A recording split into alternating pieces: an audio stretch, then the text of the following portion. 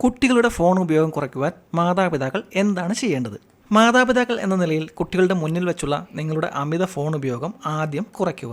കാരണം മുതിർന്നവർ ചെയ്യുന്നത് എന്താണോ അത് തന്നെ കുട്ടികൾ അനുകരിക്കുവാൻ ശ്രമിക്കും എന്നതാണ് പ്രധാന കാരണം.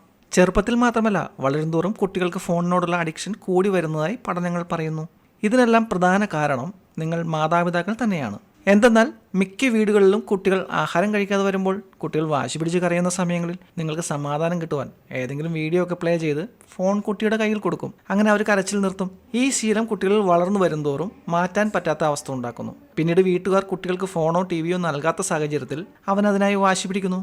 പിന്നീട് വഴക്ക് പറയുന്നു, ശാരീരികമായി ഉപദ്രവിക്കേണ്ട അവസ്ഥയിൽ വരെ എത്തുന്നു. നിങ്ങൾ തന്നെയാണ് കുട്ടികളെ ഈ അവസ്ഥയിൽ എത്തിച്ചത് എന്ന് ഓർക്കുന്നതും നല്ലതാണ്.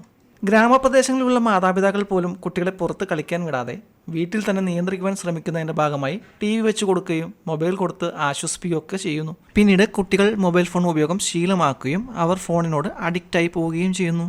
അതിനാൽ കുട്ടികളെ വീട്ടിൽ മാത്രം ഒതുക്കുന്നതിന് പകരം പുറത്ത് കളിക്കാൻ വിടുമ്പോൾ ഫോണിൽ നിന്നും ടി വിയിൽ നിന്നും കുട്ടികളുടെ ശ്രദ്ധ മാറുകയും കുട്ടികളുടെ മാനസിക വളർച്ചയ്ക്ക് ഗുണം ചെയ്യാൻ ഇത് സാധ്യത ഉണ്ടെന്നും പഠനങ്ങൾ പറയുന്നു. കുട്ടികളെ ഫോണിൽ അധിക സമയം ഇരിക്കാൻ അനുവദിക്കുന്നതിന് പകരം അവർക്ക് ഇഷ്ടമുള്ള മറ്റു കാര്യങ്ങളിലേക്ക് ശ്രദ്ധ കേന്ദ്രീകരിക്കുവാനുള്ള അവസരം മാതാപിതാക്കൾ ഒരുക്കണം.